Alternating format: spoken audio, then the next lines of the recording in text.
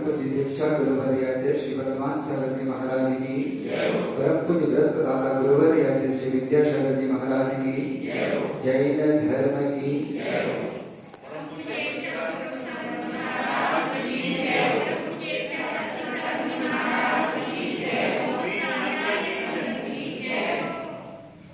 मंगलाचरण में हमने कहा गुरु की महिमा वर्णी न जाए, गुरु नाम जपो मन वचन का। गुरु की महिमा वचनों के माध्यम से कहना बहुत मुश्किल है, क्योंकि जीवन में माता पिता का महत्व भी है, पर वो क्यों? क्योंकि वे जन्म देते हैं और जीवन निर्वाह करने का तरीका बता सकते हैं, परंतु गुरु का महत्व उससे अधिक है, क्योंकि गुरु तो जीवन का निर्माण करते हैं।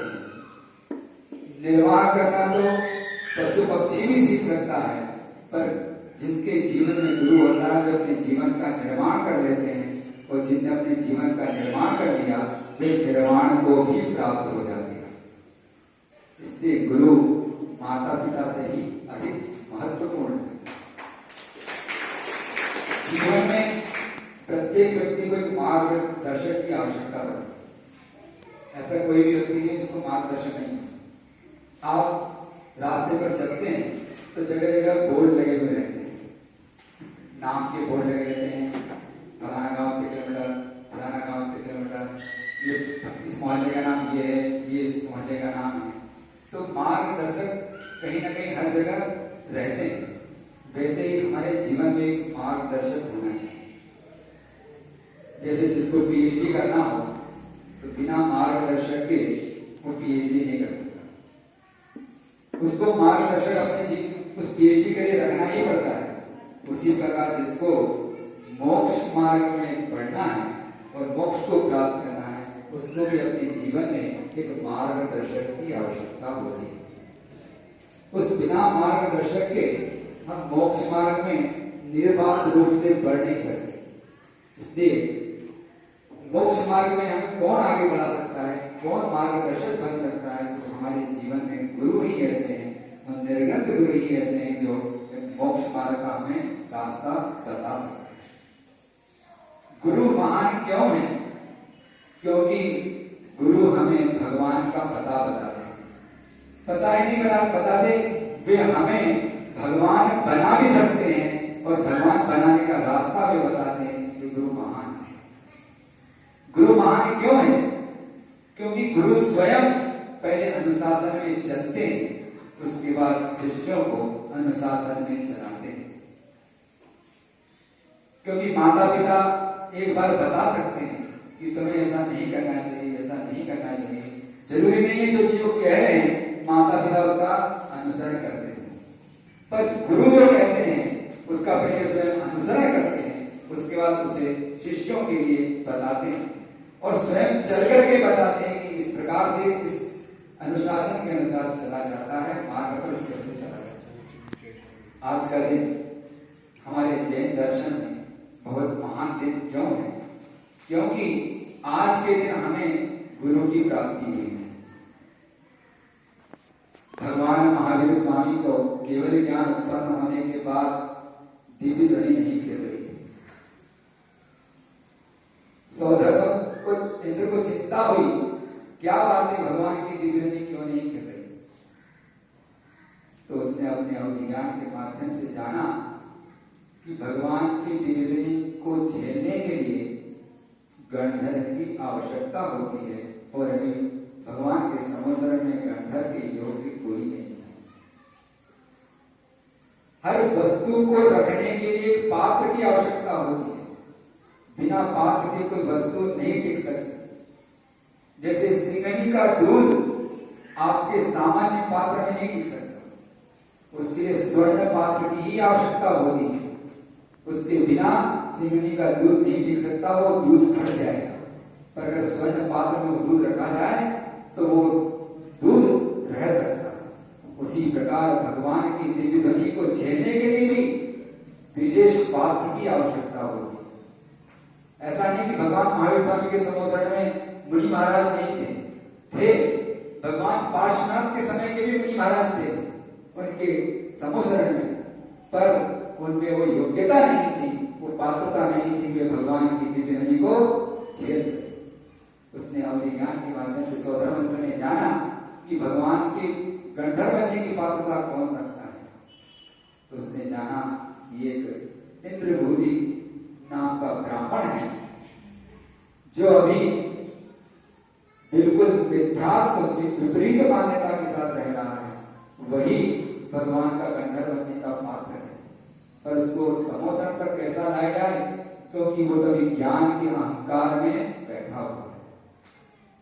तब गौतम ने उस इंद्रभूति को, ब्राह्मण को लाने के लिए सौधर्म इंद्र ने अपनी विक्रिया से वृद्ध ब्राह्मण का रूप बनाया और उस इंद्रभूति के आश्रम में जाता है जहां पर वो अपने 500 शिष्यों के साथ बैठा था और उससे जाकर के कहता है कि मुझे आपसे कुछ प्रश्न करना है।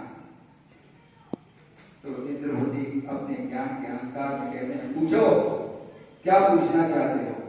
मैंने सारे वेद वेदांतों को और सारे ग्रंथों का अध्ययन किया है, तुम क्या पूछना चाहते हो? तो उसने एक श्लोक बोला, त्रैकालं द्रव्यशतकं नवपद सहितम जीव सत्काय निष्ठा पंचान्य शास्त्रिकाया व्रत समिति गति ज्ञान चारित्र। इस श्लोक में जो चीजें वर्णित हैं उनके बारे में मैं जानना चाहता हूं और मेरे गुरु मौन लेकर के बैठे हैं। उनका मौन है, इसलिए वो प्रश्नों का उत्तर नहीं दे सकते। आप बहुत ज्ञानी पुरुष हैं, इसलिए मैं आपके पास इस प्रश्नों का उत्तर जानने आया हूं। इंद्रभूति गौतम, इंद्रभूति ब्राह्मण ने पहली बार सुना था कि द्रव्य क्या है, नवपद पदार्थ क्या है, शब्द काय क्या होता है, निष्ठा क्या है और पंचास्त्री काय क्या है, व्रत समिति आदि क्या चीज है, उसने पहली बार सुना। फिर भी वह अपने ज्ञान के अहंकार में कहता है, चल तेरे प्रश्नों का उत्तर मैं तेरे गुरु के सामने दूंगा। अंधे को क्या चाहिए? 2 आंखें। सौधर्म तो चाहता ही था कि किसी तरह से समोसन तक आ जाए, बस उसको कहते हैं चलो, बोले कहां तेरे गुरु? चलो मैं लेके चलता हूँ। और जैसे समोसन के बाहर आते हैं, मानस स्तंभ को देख करके उनका मान गणित हो जाता है, उनके ज्ञान का अहंकार गणित हो जाता है और भगवान के समोसरण में जाकर के आज के ही दिन आषाढ़ शुक्ला पूर्णिमा के दिन उन्होंने भगवान के समोसरण में जाकर दीक्षा ग्रहण की और दीक्षा ग्रहण करते ही उनको 63 वृत्तियां प्रकट हो गई और वे गंधर्व बनने की योग्य हो गए। और वही आज का पुण्य दिवस, आज के दिन हमें अंतिम तीर्थंकर भगवान भगत स्वामी के तीर्थकाल में उत्पन्न होने की जो पुण्य हुआ, और जब तक उनका एक व्यवस्था है कि जब तक तीर्थंकर की दिव्य ध्वनि नहीं गिरती उनका शासन काल प्रारंभ नहीं होता, जब तक दिव्य ध्वनि नहीं गिरती शासन काल प्रारंभ नहीं होता। इसलिए भगवान महावीर स्वामी का को केवल ज्ञान पार्श्वनाथ भगवान के शासन काल में हुआ और उनका शासन काल जिस दिन दिव्य ध्वनि गिरती है उसी दिन से प्रारंभ होता है। इसलिए आज हमको गुरु पूर्णिमा के रूप में अवसर प्राप्त हुआ। गौतम गंधर्व ने आज गुरु पद को प्राप्त किया हमारे, क्योंकि गंधर्व अर्थात गण को धारण करने वाले, उन्होंने आचार्य पद को प्राप्त किया था और आचार्य हमें आचार्य के रूप में, गंधर्व के रूप में गौतम स्वामी आज के दिन मिले थे।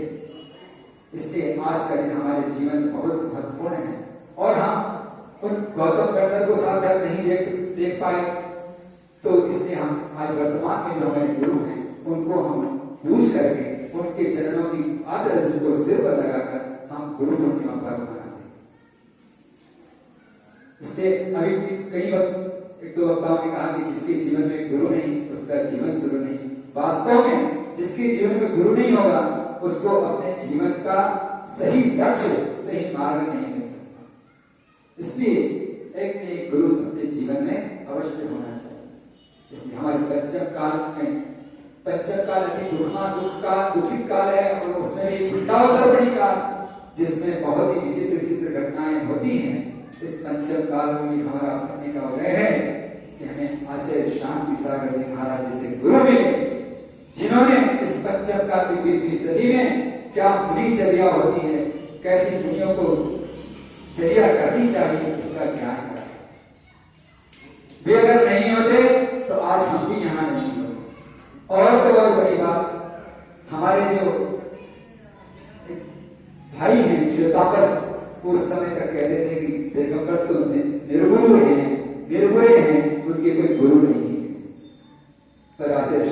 सागर महाराज ने बड़ी दीक्षा ग्रहण कर और हम लोगों के लिए गुरु के लिए प्रदान किया था।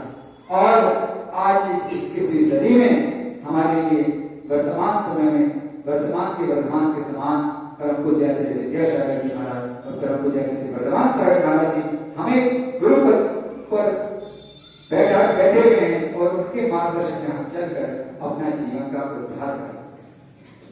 आवश्यकता हमें ये है कि हम गुरु के पास जाएं, क्योंकि प्यासा किसके पास जाता है? कुएं के पास। कुआं प्यासे के पास चल आता है। तब आपके जीवन में ऐसा ही हुआ। प्यासे आप थे और हम लोग चल के आ गए। अब आपके ऊपर है कि आप इस कुएं में से कितना पानी निकालकर पी सकते हैं, क्योंकि जिसको प्यास लग रही है अब कम से कम इतना तो आपके ऊपर है, वो आपके पास आ गया है, तो आपका कार्य कर्तव्य बनता है कि आप उस कुएं से कितना पानी निकाल सकते हैं, ये आपके ऊपर। आप हम देने को तैयार हैं, आप कितना ग्रहण कर सकते हैं, कितना ले सकते हैं, आपके ऊपर है। गुरु की बात प्रचार क्यों की जाती? आप याद कर प्रचार किया क्यों किया? गुरु का पूजन क्यों करते हैं? क्यों? गुरु ने जीवन में रत्नाकर को धारण किया है, इसलिए उनके बाद भी पूजनीय हो जाते हैं और उनकी बदौलत हम अपने जीवन में प्राप्त कर हमें भी उस प्रकार के बनने की प्रेरणा देता है। गुरु की पूजा क्यों की जाती है? क्योंकि गुरु ने गुणों को, जिन गुणों को प्राप्त किया उन गुणों को हम प्राप्त कर सके। आचार्य तो कहते हैं कि गुरु भक्ति करने से क्या होता है? गुरु भक्ति करने से घोर संसार से पार हुआ जा सकता है और तो आठों कर्मों का नाश और बार बार जन्म मरण नहीं होता गुरु भक्ति करने से। कि हम प्रतिदिन आचार्य वंदना करते हैं, उसको कहते हैं 36 गुण समग्र पंचलिकाचार्य करण संदर्भ से शिष्याण कर उसने धम्माय निसरा बंदे गुरु भक्ति संयमेन तरंग संसार सायरम घोरम संसार सायरम घोरम छिन्नन्ति अट्ठ कामम जन्म मरण न पावे। जन्म मरण का नाश गुरु भक्ति से हो सकता है। आप लोग आज गुरु भक्ति की निश्चित आप भक्ति हैं, क्योंकि जिनके मन में गुरु भक्ति करने का उत्साह हो वही भव्य हो सकता है। क्योंकि जिनके ये विश्वास गुरु के प्रति श्रद्धा है उसको सम्यक दर्शी कहा, और सम्यक दर्शन किसको प्राप्त होता है? भक्तों को ही सम्यक दर्शन प्राप्त हो सकता है। हमारे पास वास्तव में भले आज अंतरंग में सम्यक दर्शन है या नहीं ये तो हम जान हमारा विषय नहीं, पर हम बाहर में देव साधु की सच्ची भक्ति श्रद्धा भक्ति करते हैं तो उससे हम अपने आप को सम्यक दर्शी तो मान ही सकते हैं। और हम अपने आप को सम्यक दर्शी माने तो कम से कम गुरुओं की देव शास्त्र गुरु की विनय, उनके योग यथा योग की विनय करें, उनकी भक्ति करें और उनसे हम जो भी क्षति प्राप्त कर सकते हैं वो अपने जीवन में प्राप्त करें।